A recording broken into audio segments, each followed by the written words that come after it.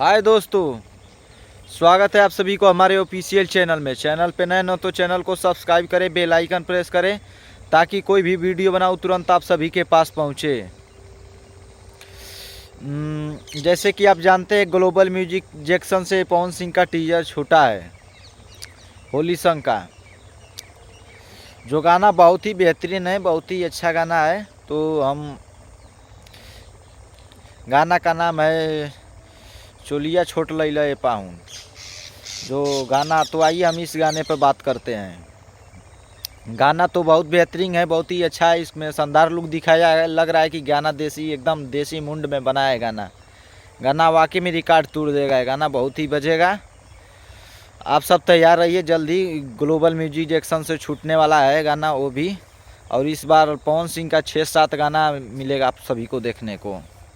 तो आप सब तैयार रहिए, गाना बहुत ही मज़ेदार है।